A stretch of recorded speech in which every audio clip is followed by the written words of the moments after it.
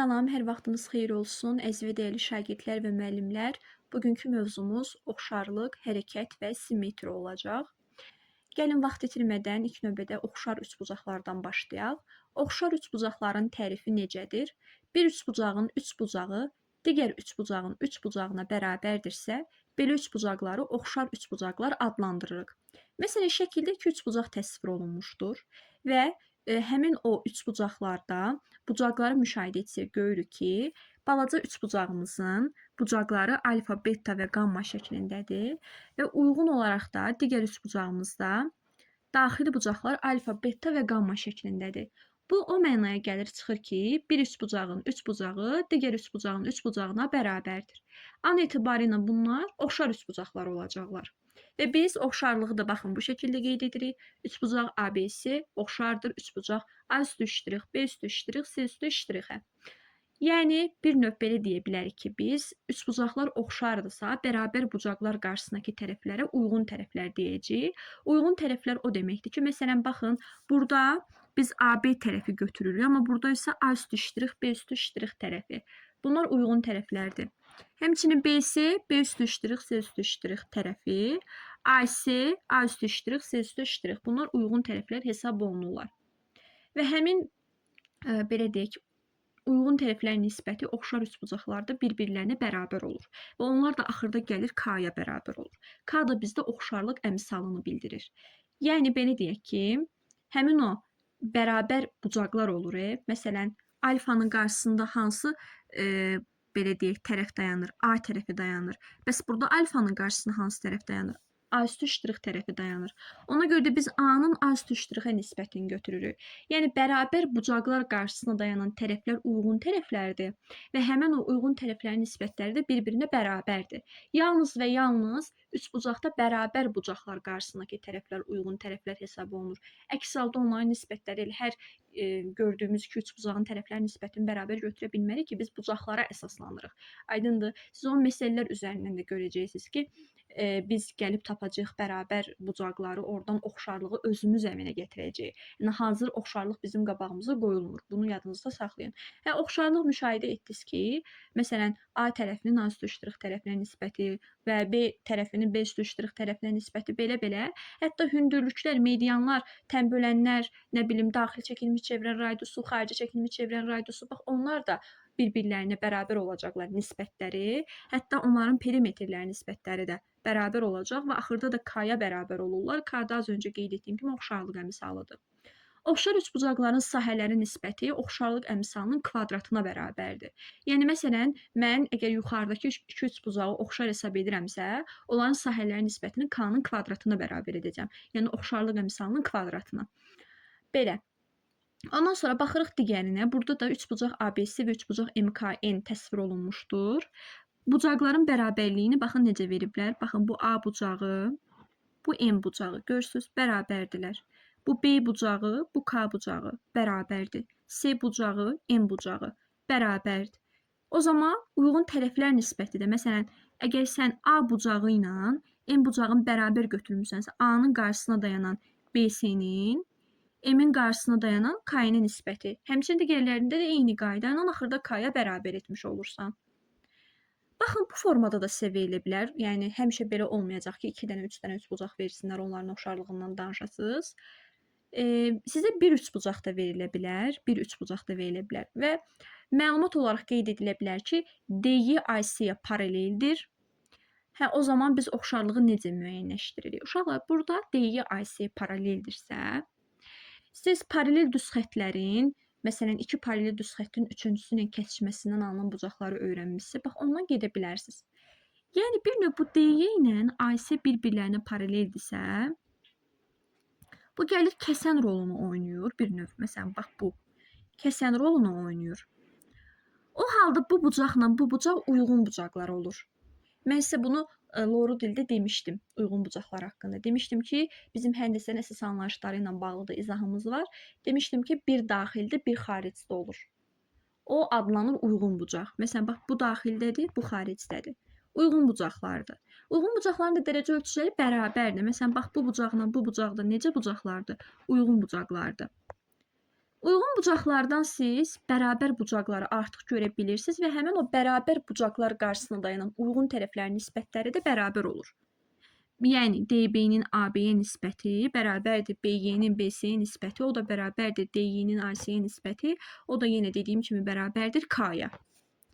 Yəni bərabər bucaqlar qarşısına dayanan tərəflərdən gedirsən. Uşaqlar biraz çətinlik çəkirlər oxşarlıqla bağlı. Elə bilirlər ki, çətindir, amma çətin heç nə yoxdur, həqiqətən deyim sizə. Baxın, bu bucaqla bu bucağı siz bərabər götürmədiniz. Onda bir dənə də ortaq var. Bax, bu bucaq var. Bərabər götürmüsünüzsə bununla bunu. Bunun qarşısına dayanan bu BY-nin, bu A-nın qarşısına dayanan nədir? Bütöv bu BC-dir. BY-nin BC-yə nisbətini götürəcəksən də, o da bərabər olur bunun qarşısına dayanan BD-nin. Bu da ona bərabərdir axı. Bəs bunun qarşısına dayanan böyük tərəf nədir? DA-dır. Ona nisbətini götürəcəksən. Yəni bu qədər sadə. Sən yanaşmalısan ümumilikdə belə deyək də, bucaqlardan və bucaqların qarşısında dayanan tərəflərin nisbətlərini bərabər götürürsən. Sonra davam edək uşaqlar. Baxın, bu formada verilə bilər. Burada da eyni ilə üçbucaq YB-dir, üçbucaq ABC-yə paralel olur. O paralellik əsasında, paralel deyirəm, oxşar olur və həmin oxşarlıq əsasında da uyğun tərəflərin nisbətlərini bərabər götürüblər. Biz baxırıq YB-də üçbucağımız hansıdır? YB-də üçbucağı bu gördüyümüz üçbucaqdır. Bax, bu üçbucaq YB-də üçbucağıdır. ABC üçbucağı da bütövlükdə bu üçbucaqdır. Biz bunların paralelliyini biz necə almış olduq? İçəridəki balaca üçbucaqla böyük üçbucağın. Birinci baxırsan, görürsən ki, burada sənin bir dənə ortaq bucağın var. Ortaq bucaq nədir? B bucağı. Həmin o ortaq bucaq həm böyük üçbucağın bucağı hesab olunur, həm də kiçik üçbucağın bucağı hesab olunur. Bunlar ortaq bucaqlarımızdır. Həmçinin gəlirsən, baxırsan nəyə? Demək, bu bucaqla bu bucaq bir-birlərinə bərabərdirlər. Həmçinin gəlirsən, bu bucaqla bu bucaq bir-birlərinə bərabərdirlər. Uyğun tərəflərin nisbətləri də bərabər olur. Bu kimi şəkillər bizim qarşımıza çox çıxır. Burada da nəyə əsaslana bilərsən? Görürsən ki, DY AC-yə nədir? Paraleldir. Paralellikdən yanaşırsan ki, bu bucaqla bu bucaq bir növ çarpaz bucaqlardan kimidir. Yəni çarpaz dayanıblar axı. Bu bucaqla bu bucaq eyni olacaq. Bu bucaqla bu bucaq da qarşılıqlı bucaqlardır. Bucaqların bərabərliyi yaranandan sonra bucaqların qarşısına dayanan tərəflərin nisbətləri götürülür. Sonra danışaq uşaqlar nədən? Deyir ki, üçbucaqda yan tərəfləri kəsən düz xətlər yan tərəflərdən bərabər bölgü parçalar ayırarsa, bu münasibətlər doğru olar. Bəli. S, 3S, 5S, 7S, 9S kimi olacaq. Yəni, bir növ 2S, 2S artım müşahidə eləmiş olursan da, əgər üçbucağın yan tərəfləri kəsən düz xətlər, üçbucağın daha doğrusu yan tərəflərini kəsən düz xətlər, yan tərəflərdən bərabər bölgülü parçalar ayırarsa, baxın, fikir versəniz, demək ki, nəyə?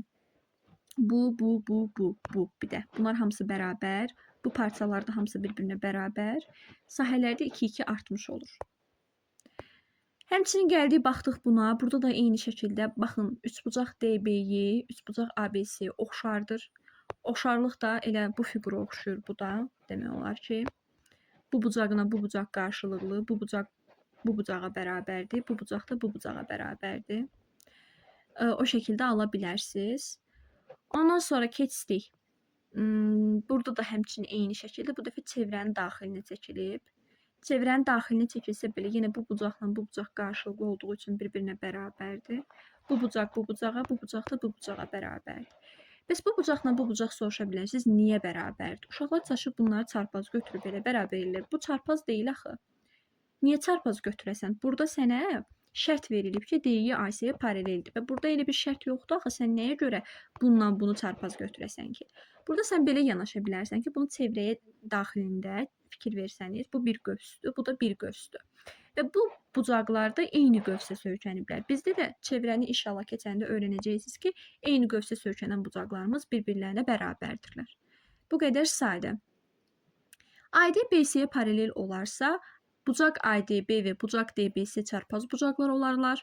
Yəni ki, bucaq ADB və bucaq DBC-nin dərəcə ölçüləri də bir-birinə bərabərdir. Bu da əlbəttə ki, uşaqlar paralellik şərti verəndə özü gəlir ortaya çıxır ki, AD BC-yə bərabər, daha doğrusu paraleldirsə, bucaq ADB-yə baxsaq, bucaq ADB bax bu bucaqdır gördüyünüz üzərə. Bu bucaq. Həmçinin bucaq DBC-yə baxsanız, bucaq DBC də bu bucaqdır. DBC, yox, bir dəqiqə, DBC bax bu bucaqdır. Bunlar necə dayanıblar? Biri bu tərəfdə, biri bu tərəfdə. Bunlar çarpaz vəziyyətdə dayanıblar. Bunlar əlbəttə ki, çarpaz bucaqlardır. Və çarpaz bucaqların da dərəcə ölçüləri bir-birlərinə bərabərdir. Ona görə də ADB və DBC bucaqlarının bərabər olduğunu götürürük. Əgər bu ADB ilə DBC bucaqları bir-birinə bərabərdirsə, üçbucaq ADB ilə də üçbucaq DCB bir-birlərinə oxşar olacaqlar. Və bu bucaqla da bu bucaq bir-birlərinə bərabər olur axı an etibarı ilə. Bucaq ABD də bucaq DBC-yə bərabər olur. Bunlar bərabər olduqları üçün ortaq bucaqlar əmələ gəlir və üçbucaqlarımız da oxşar olur və onların da uyğun tərəflərinin nisbətləri bir-birlərinə bərabərdir. Həmçinin belə formada şəkillər bizim tez-tez qarşımıza çıxa bilər. Belə formalı şəkillərdə isə düstur olaraq münasibətləri öyrənə bilərsiniz ki, birin bu ortadakı parça var, A parçası, ona nisbəti bərabər olur kənardakı birin B-yə nisbəti ilə birin C-yə nisbətinin cəminə. Və ya burada N və M parçası verilib, B-nin aşağıdakı N-ə nisbəti uyğun olaraq C-nin aşağıdakı M-ə nisbətinə bərabər olur. Gəldik, çıxdıq Fales teoreminə. Fales teoremi mütənasib parçalar haqqında teoremdir. İki, belə deyək, düz xətti kəsən paralel düz xətlər bu düz xətlərdən bərabər nisbətli parçalar ayrılırlar. Baxın, həmişə şəkillər də bu formada verilir. Çox rahat bir qaydadır bu həqiqətən. Məsələn, bu AB düz xəttidir, düzdür. Həmin AB düz xəttinin bu BC düz xəttinə nisbəti bərabər olur DY-nin də YF olan nisbətinə. Yəni, belə deyək də, iki düz xətti kəsən paralel düz xəttlərdir bunlar və düz xəttlərdən bərabər nisbətli parçalar ayrılırlar. Elə sən eyni zamanda AB-nin AC nisbətini də götürə bilərsən. Yəni, bu balaca parçanın bu bütöv parçaya nisbəti bərabərdir DY-nin bu bütöv parçaya. DF olan nisbəti, bu münasibətlər doğrudur. Bu belə. Yine danışıq uşaqlar paralel köçürmə haqqında və əlbəttə ki, müstəvi üzərində. Paralel köçürmə o deməkdir ki, məsələn, A nöqtəsinin koordinatları x, y-dir. A üstü ştrixin koordinatları isə x üstü ştrix, y üstü ştrixdir. Bu gəlir necə tapılır? Həmin o x üstü ştrix bərabər olur x üstə gələk A-ya, y üstü ştrix də bərabər olur y üstə gələk B-yə. Gördüyünüz üzərə. Bu nə mənaya gəlir? Çıxır, siz sayda dildə izah edim. Yəni, x-in üstünə hər hansı bir ədəd gəlirsən, x üstü ştrix verir. Y-in üstünə də hansı bir ədədi gəlirsən, y üstü ştrix verir. A və B də burada həqiqi ədədlərdir. Gəlin, bunu buradan müəyyənləşdirək. Məsələn, paralel köçürmə zamanı A2 və -3 nöqtəsi B0-4 nöqtəsinə keçərsə, 5-2 nöqtəsi hansı nöqtəyə keçər? Sən fikir ver, A nöqtəsinin koordinatları 2 ilə -3-dür, B-də isə 0-dan 4-dür. 2 ilə -3 0-dan 4-ə necə keçir? Bax, onu sən fikir verməlisən. 2-nin üstünə nə gələndə 0 eləyir? -2 gələndə. Həmçinin, eyni zamanda, -3-ün üstünə neçə gələndə 4 eləyir? 7 gələndə.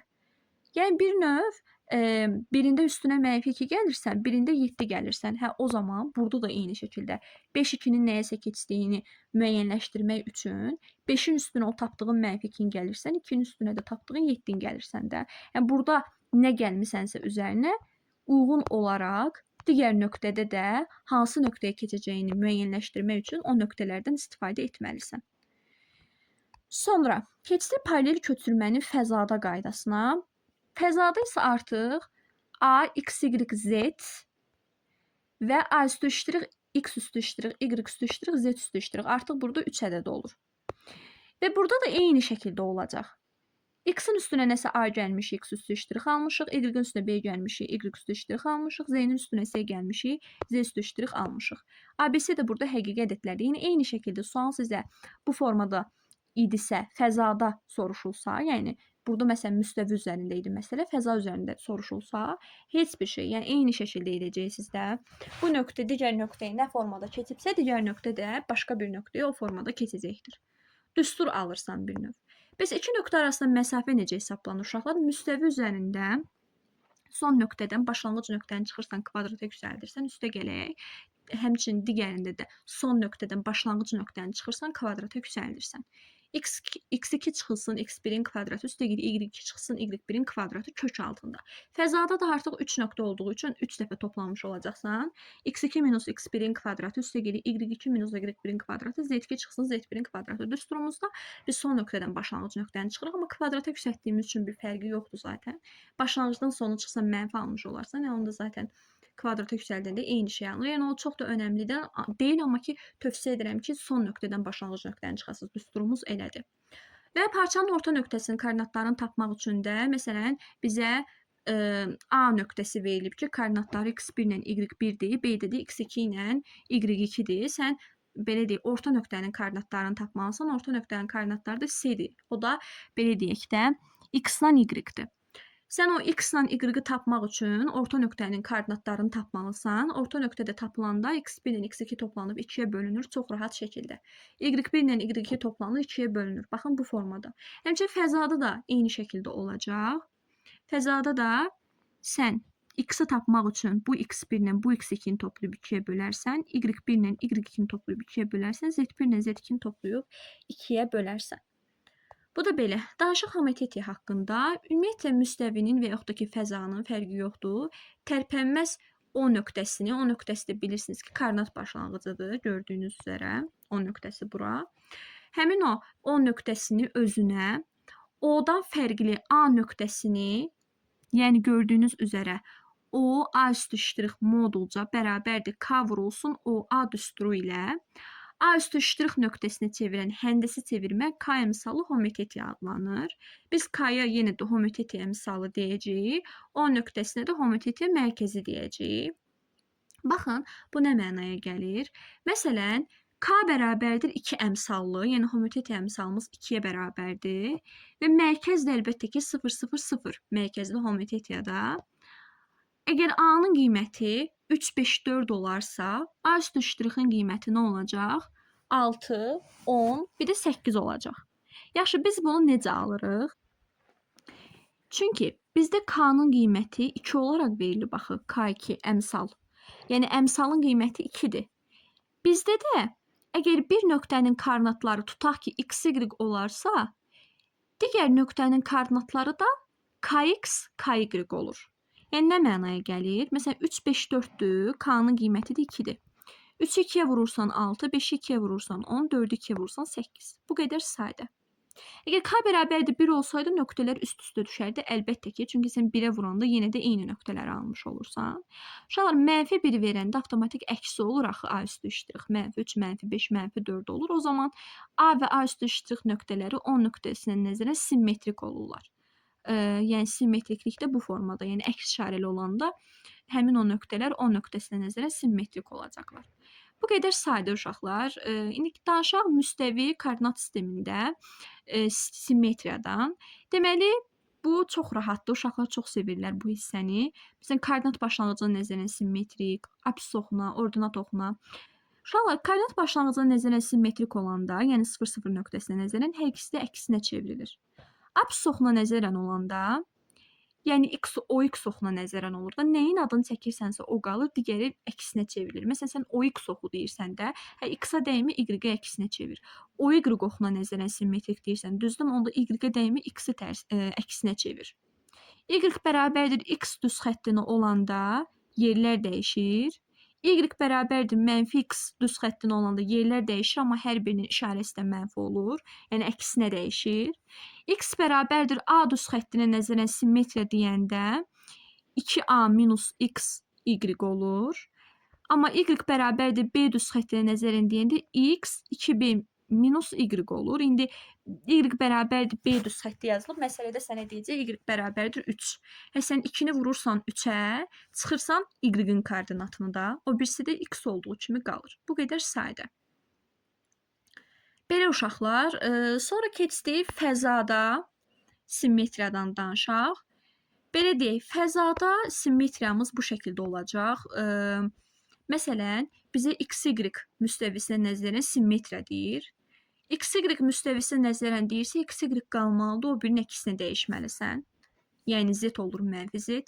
YZ müstəvisinə nəzərən deyildi, yenə də YZ-ə dəymirsən, x-i dəyişirsən. XZ müstəvisinə nəzərən deyildi, yenə x-la z-ə dəymirsən, y-i dəyişirsən. O x oxuna nəzərən deyildi, x-ə dəymirsən, o birlərini dəyişirsən. O y oxuna nəzərən deyildi, y-ə dəymirsən, digərlərini dəyişirsən. Aplikat oxu, ona OZ oxu da deyirlər. Burada isə z-ə dəymirsən, o birlərinin əksinə dəyişirsən. Koordinat başlanğıcında da hamısı əksinə dəyişmiş olur. Belə uşaqlar, indi danışaq bəzi həndəsi fiqurların simmetriya nöqtələri və simmetriya oxları haqqında. Yadınızda saxlayın ki, kvadratın bir simmetriya nöqtəsi var və 4 dənə də simmetriya oxu var. 1, 2, 3, 4 dənə. Sonra düzbucaqlının yenə də bir simmetriya nöqtəsi var, amma 2 simmetriya oxu var. Sonra rombda bir simmetriya nöqtəsi var, amma 2 dənə simmetriya oxumuz var. Paralleloqramın belə deyək, bir simmetriya nöqtəsi var, amma simmetriya oxu yoxdur. Simmetriya nöqtəsi diaqonalların kəsişmə nöqtəsidir. Bərabər tərəfli üçbucağın 3 dənə simmetriya oxu olmuş olacaq. Və simmetriya oxu da onun medianlarıdır. Bunu yadınızda saxlayın. Median bilirsiniz ki, tərəfi yarı bölür. Amma bərabər yanlı üçbucaqda isə cəmi bir dənə simmetriya oxumuz olmuş olacaq. Sonra bərabər yanlı trapesiyanın bir dənə simmetriya oxu var və deməli çevrənin və yaxud da ki dairənin fərqi yoxdur. Bir simmetriya nöqtəsi var. Baxın, simmetriya nöqtəmiz. Amma sonsuz sayda simmetriya oxu var. Görürsünüz nə qədər burada çəkilib. Sonsuz saydadır. Ondan sonra simmetriya nöqtəsi çevrənin mərkəzi olacaq. Simmetriya oxları isə çevrənin diametrləri olacaq. Bəli, zaten görürsünüz ki, diametrlərdir bunlar hamısı. Parçanın bir simmetriya mərkəzi var, 2 dənə də simmetriya oxu var. Simmetriya mərkəzi parçanın orta nöqtəsi olacaq. Simmetriya oxları isə parçanın orta perpendikulyarı və yaxud da ki, parçanı öz üzərində saxlayan düz xətt olacaq. Belə uşaqlar, bunlar isə nisbətən əzbərlənməsi gerəkən məqamlar idi. Mən düşünmüşdüm ki, hərəkət, oxşarlıq və simmetriya mövzusunun videosu daha qısa olacaq, amma ki, çox uzun imiş. Çünki burada öyrənməsi gerəkən hissələr, məlumatlar həddən artıq çoxdur. Ümid edirik ki, video sizin üçün faydalı oldu. Çalışdım ki, kifayət qədər sadə dildə, sizin başa düşəcəyiniz dildə izah edim ki, heç bir qaranlıq nüans qalmasın. Sağ olun, hər birinizi uğurlar.